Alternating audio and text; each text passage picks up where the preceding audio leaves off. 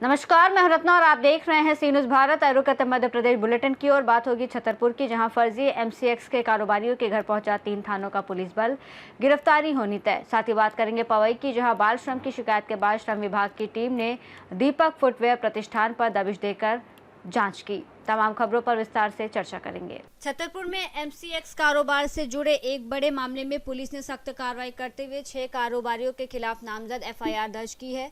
SP रजत सकलेचा के निर्देश पर दर्ज इस मामले में आत्महत्या के लिए उकसाने, धमकाने और आईटी एक्ट की धाराएं लगाई गई हैं। जानकारी के अनुसार ओरछा रोड थाना क्षेत्र में लगभग 5 दिन पहले राजेश अग्रवाल का शव उनके कमरे में बरामद किया गया था।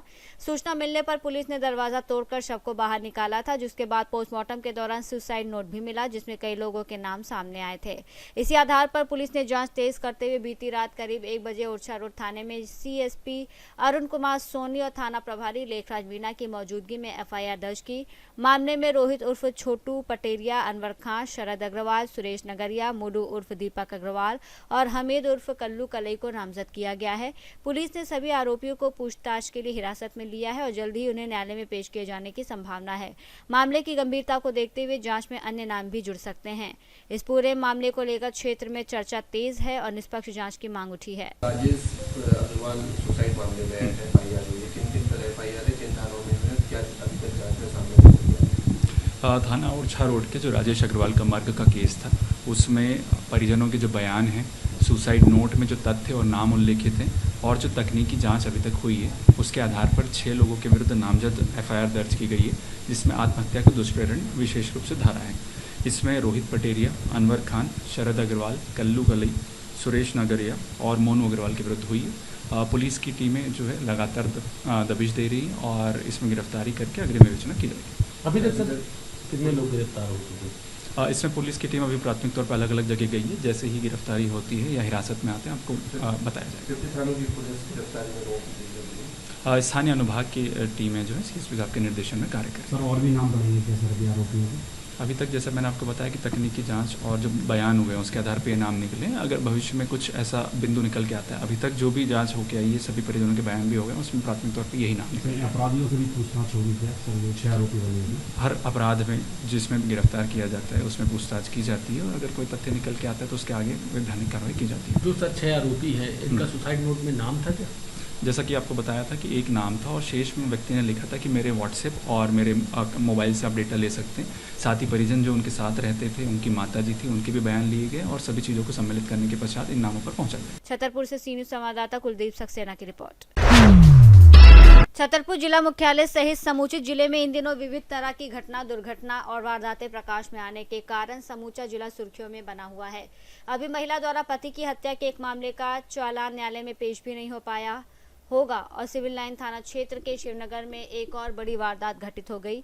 एक महिला द्वारा अपने पति की लाठियों से पीट कर निर्मम हत्या कर दी गई और वारदात को अंजाम देने के बाद खुद आत्मसमर्पण करने सिविल लाइन थाने पहुंची महिला द्वारा जब बताया गया कि उसने अपने पति को मौत के घाट उतार दिया, तो वहां मौजूद पुलिस महकमा भी सन्न रह गया और तत्काल थाना प्रभारी आशुतोष हमराह पुलिस बल के साथ शिवनगर स्थित महिला के घर पहुंचे, जहां पर उसके पति दीनदयाल कुशवाहा का शव खून से लथपथ पड़ा हुआ था।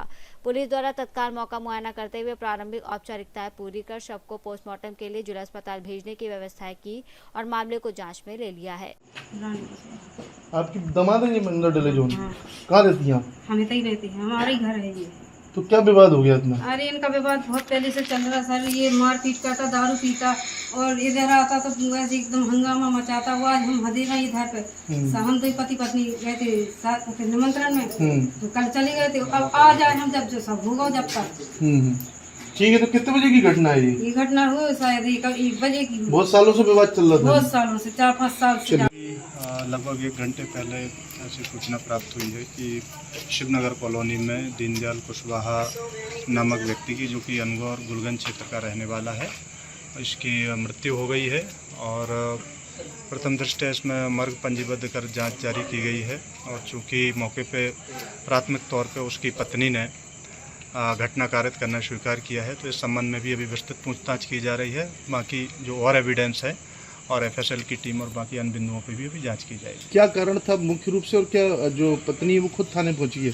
जी, प्राथमिक तौर पे महिला के द्वारा यही बताया गया है कि पति से उसका पारिवारिक विवाद चल रहा था और बीच में डाइवोर्स के लिए भी वो लोग अप्लाई कर रहे थे। इसी पारिवारिक कारणों को लेके प्रथम दृष्टया ये घटना का होना समझ में आ रहा है। छतरपुर से सीनियर संवाददाता कुलदीप सक्सेना की रिपोर्ट। पन्ना जिले की पवई तहसील में बाल श्रम की शिकायत के बाद श्रम विभाग की टीम ने दीपक फुटवेयर प्रतिष्ठान पर दबिश देकर जांच की। कुछ दिन पहले सोशल मीडिया पर एक वीडियो वायरल हुआ था जिसमें नाबालिग बच्चों को दुकान के लिए कोल्ड ड्रिंक की गाड़ी से सामान उतारते हुए देखा गया था। इसी शिकायत को गंभीरता से लेते हुए विभागीय टीम मौके पर पहुंची। जांच के दौरान वर्तमान में दुकान पर कोई भी नाबालिग बच्चा काम करता हुआ नहीं पाया गया। हालांकि पूर्व में कार्यरत रहे बच्चों को बुलाकर उनके नाम दर्ज किए गए और आवश्यक कार्रवाई की गई। इस दौरान बीआरसी अधिकारी पवई को भी मौके पर बुलाया गया।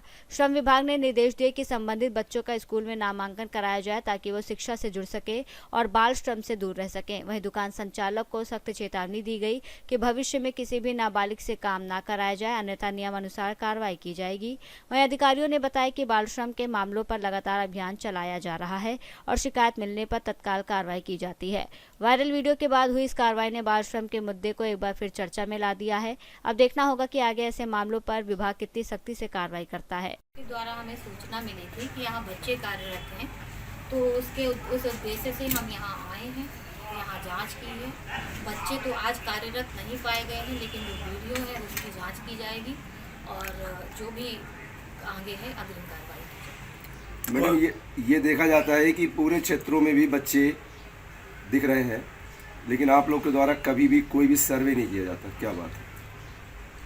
सर्वे का कारण ये है कि थोड़ा हमारे यहाँ जो एनजीओ है, विभाग में कर्मचारी हैं, वो थोड़ा कम हैं और पूरे ज़िले को मुझे ही देखना पड़ता है और हमारे एक ही अधिकारी हैं, इसलिए थोड़ा भ्रमण कम हो पाते हैं कार्य की अधिकता होने के कारण। लेकिन जैसे ही हमें सूचना प्राप्त होती है हम लगातार आते हैं और कार्रवाई। फिलहाल क्या कार्रवाई हुई है? आज हमने जिन दुकानों में ऐसी सूचना प्राप्त हो रही हैं वहाँ जा कर के जांच की जा रही है। अगर कुछ ऐसा गलत पाया जाता है तो जो नियमानुसार कार्रवाई। अभी साक्ष्य के अनुसार क्या धाराएं आपने लगाई हैं?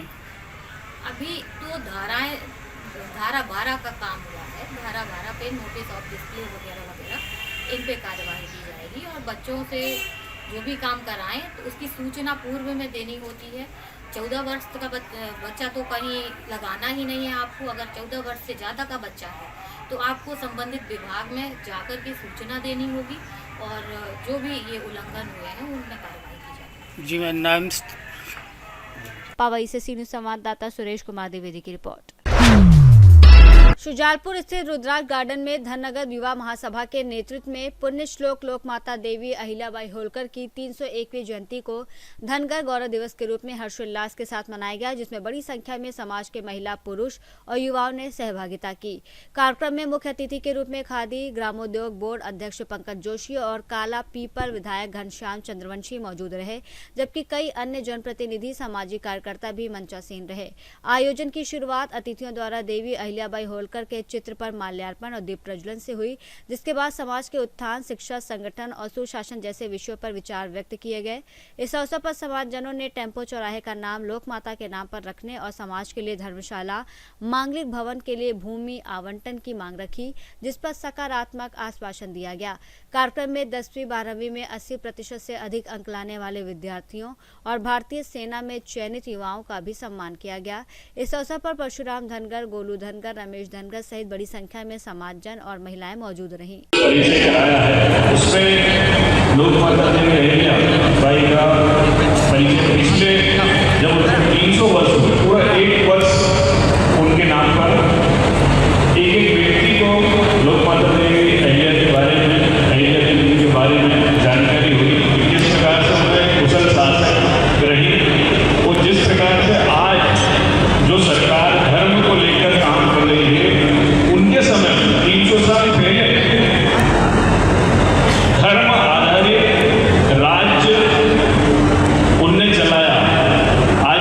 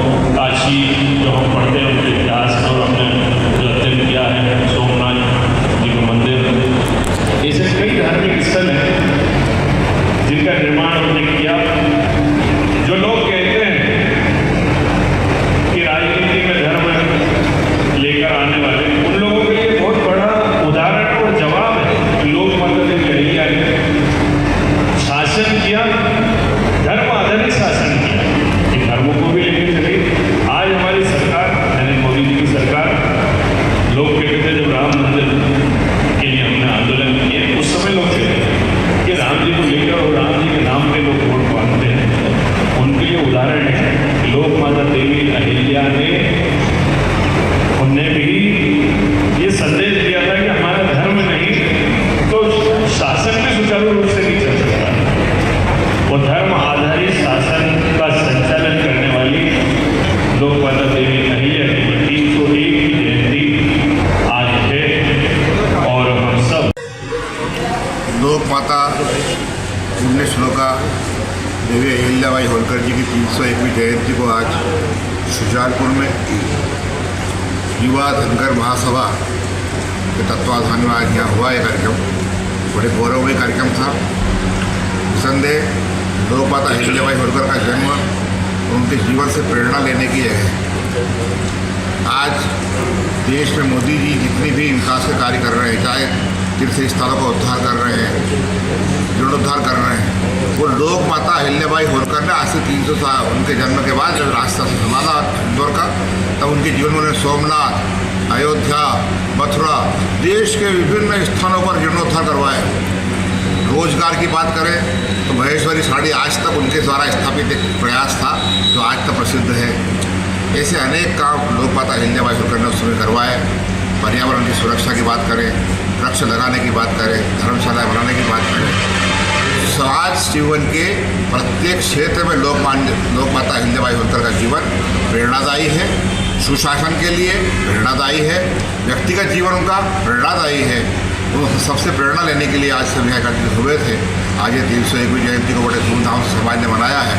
मैं समाज का धन्यवाद करता हूँ और समाज ने जो छोटी छोटी बातें मांगे करी हैं, मैं प्रदेश तक, माननीय मंत्री जी तक और स्थायी नगर पालिका अध्यक्ष तक उन बातों को पहुँचाऊँगा। और निसंदेह समाज ने कोई बड़ी मांग इसी नहीं की है। लोकमाता अहिल्याबाई होलकर का सम्मान बढ़े, उनका नाम जन जन तक पहुँचे, ऐसा उनका प्रयास है और उसके प्रयास की सराहना करता हूँ, पूरा सहयोग करूँगा। आज देवी अहिल्याबाई की 301वीं जयंती का कार्यक्रम था। कार्यक्रम 31 मई को रहता, उनका जयंती 31 मई को रहती, लेकिन चूँकि हमारे यहाँ पर मुख्यमंत्री का कार्यक्रम आयोजित था, इसीलिए हमने इसको 2 दिन आगे बढ़ाया। क्योंकि देवी अहिल्याबाई होलकर का जीवन संपूर्ण केवल धनगर समाज ही नहीं, संपूर्ण समाज के लिए प्रेरणादायक है और इसलिए समाज के लिए बड़ा गौरव और हर्ष का विषय है कि हमारे समाज से इतनी महान साम्राज्ञी हुई और मालवा पर उन्होंने शासन किया और सुशासन किया।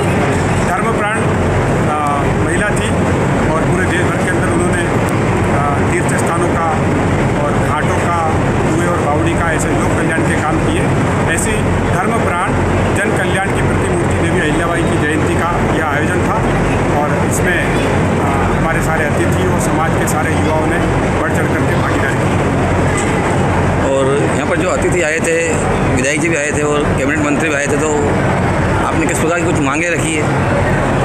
हमारी अतिथियों से मांगे थी। अतिथियों में माननीय इंदर सिंह जी परमार, चूँकि उनकी कैबिनेट थी इसलिए वो आ नहीं पाए, कहा, इसलिए घनश्याम जी चंद्रवंशी जो हमारे कालागंज के विधायक हैं वो भी थे, इनके सामने हमें मांग रखना थी, लेकिन चूँकि दोनों कैबिनेट के कारण से नहीं आ पाए। घनश्याम जी आए थे प्रारंभ में, कुछ समय बाद वो चले गए थे, हमारे बीच में थोड़ा सा उन्होंने समय दिया। और माननीय पंकज जी जोशी वो हमारे साथ पूरे समय रहे, तो हमने सरकार के प्रतिनिधि के नाते से उन्हीं से हमारी मांगें रखी है, क्योंकि समाज बहुत पिछड़ा है और आगे बढ़ने के लिए संसाधन नहीं है।